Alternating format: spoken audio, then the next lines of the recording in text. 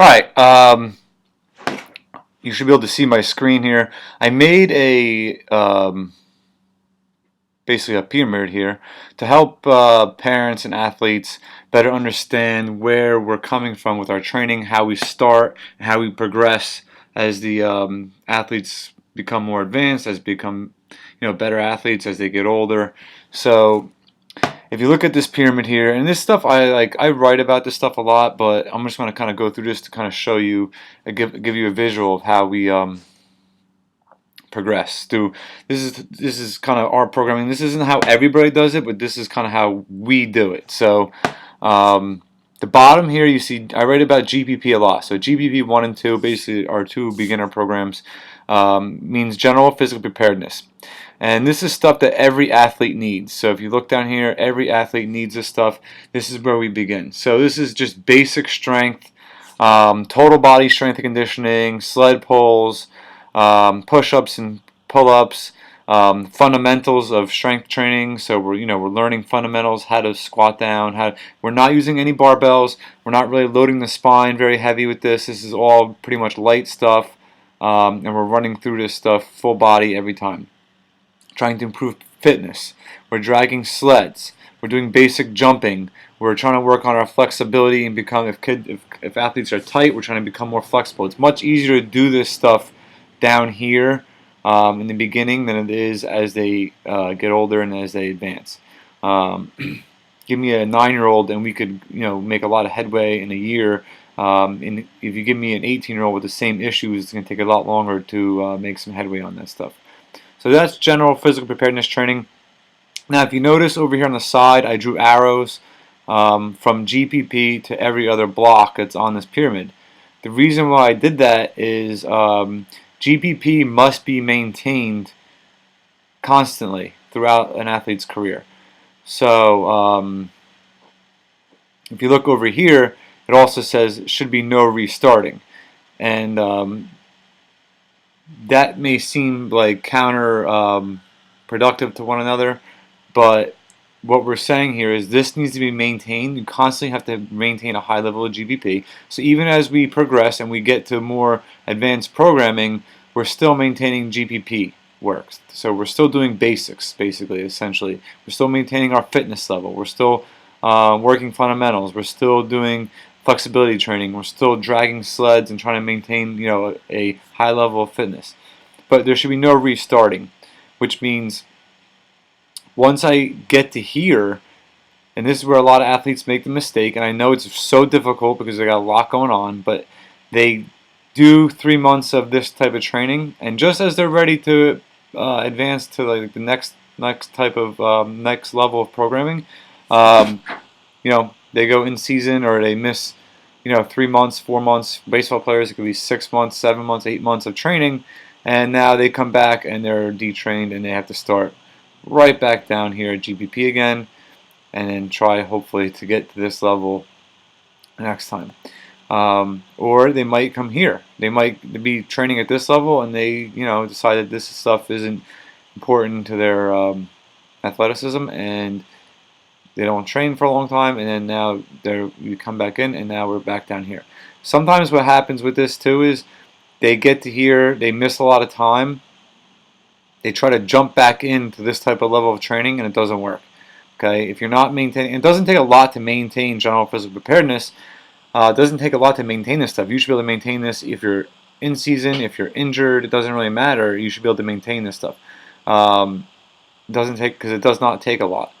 But they try to do this and they try to come back into this type of stuff, and then that's when we see a lot of guys get injured. And sometimes that's my fault. I, see a kid that was, crushing training, and then he missed a bunch of time, and he or she wasn't doing anything in this type of in this type of training, and then we come back in. I let them talk me into doing this stuff, and then they get little injuries, and they should have been at least running through this stuff for a month or two. All right, so after GPP, we work up and we're into basically another level program. This program here, I don't really have a name for it. Sometimes I call it the skinny bastard program, but just because these kids are typically skinnier, more like the wet noodle type kids. They're done with this stuff. They've hit all the prerequisites here. They're not really ready yet for like serious max effort training and stuff like that because they haven't used barbells yet. So basically, what we're doing here is we're introducing them to barbells. We're using more moderate weight. So I want them to do 5 to 8 reps per set. Essentially, we're not doing 1 rep maxes or 2 rep maxes and things like that. So we're not working towards, we don't want them to be working towards their absolute maximum physical capacity at this point. We want them to be below it because we want them to be safe. We want their, we want their form to be good. So they learned a lot of the fundamentals here, and there should be a seamless transition to this stuff when it's done right. And now we are trying to find weaknesses. So when we get here, we're going to see kids that are going to have specific weaknesses. This stuff is more like, all right, here's the GPP program. Everybody's running through this. We can individualize it a little bit as we need, but this is basically stuff that everybody needs here. Now we get to here and we're trying to find weaknesses. A lot of these guys need to gain weight, or girls need to gain muscle mass, gain weight. The resistances are moderate. Again, I said 5 to 8 when we're using a barbell. A lot of times here they're in the gym more often, so we might be splitting upper lower body up. So it might be lower body Monday, upper body Tuesday, lower body Thursday, upper body Saturday, or something like that. And it's basically just bridging the gap between the real training where we really start making headway, and this is what we get paid for. We get paid to develop explosive and really strong, just brutally strong athletes. So this is where we start training max effort. So once a week lower, once a week upper, we're maxing out. Once a week lower and once a week upper, we're doing speed training or dynamic training. So this could be speed strength, it could be explosive strength, okay, where we're trying to move the barbell as fast as we can. So when we're training like this, when we're doing maximum effort and dynamic effort, they have to be pretty proficient with their exercises. I mean, you can't be just learning your way around the deadlift and moving the bar as fast as you possibly can. So that's where we're at now. Now, this also, I said strength through length here, that term. So we want to really have good flexibility here, and now we're trying to develop strength through that flexibility and extreme ranges of motion. So down here, we're not so extreme with our range of motion. Up here, we might become more extreme with ranges of motion. So getting the knees way out in front of the toes, for example. And that's something that's kind of a lot of people don't do. Like, they want to keep your knees over your ankles. With this, we might want to get certain lunges and certain exercises where we're not so heavily loaded. We might want to get the knees over the toes. We might really work on different types of bending and flexing forward, deeper range of motion. Maybe chest presses with an extreme range of motion. So we're doing this to bulletproof the body a little bit more, and this would be a little bit more sport dependent upon what sports they have to play. Also in this area, we're becoming a little more specific in terms of not necessarily movements. We're not trying to mimic. I don't like the term sport specific because when I hear that movement, I think we're trying to mimic the movement that they do on the field in the gym, and that's just not possible. So there's no reason to take a basketball player, or let's say soccer player, and have them come in, or a soccer player, and have them come in and try to swing their leg with resistance and stuff like that, like they're kicking a ball. We don't need to do that, but we do need to start to think about the different joint angles that they need to train in. So that's where it kind of comes up into here. We're also talking about, basically, when we get up into here, we're talking about an increased specificity. So it's basically this program, and it says conjugate here because what conjugate means is we're not doing linear periodization. Where a lot of programs fail, in my opinion, is they go, all right, we're going to work on muscular endurance for 3 months, and then we're going to work on hypertrophy, or getting bigger muscles, for 3 months, and then we're going to work on getting stronger muscles for 3 months, and then we're going to work on becoming more powerful for 3 months. But in reality, what happens is the body only maintains a strength quality for about, or an athletic quality for about 7 to 21 days before it starts to drop off. So by the time you go to the next progression, what you've trained for, you've already lost. So what we do when we do conjugate style training, which means non-linear, with waves basically, and what we do is every week we're trying to touch on maximum effort, dynamic effort, and muscular endurance, so repetitive effort, explosive strength training through jumping, So we're touching on every strength quality during the course of a week or 2 weeks, and then repeating it, as opposed to doing 3 months and 3 months and 3 months. So I hope you understand that. But up here now, we're going to increase specificity in terms of, is this sport a sport where they need to have explosive strength or speed strength? And the difference, they're close, but there's a little bit of a difference. Joints are jumps. So the jumps, are we more of a horizontal force sport or vertical force sport?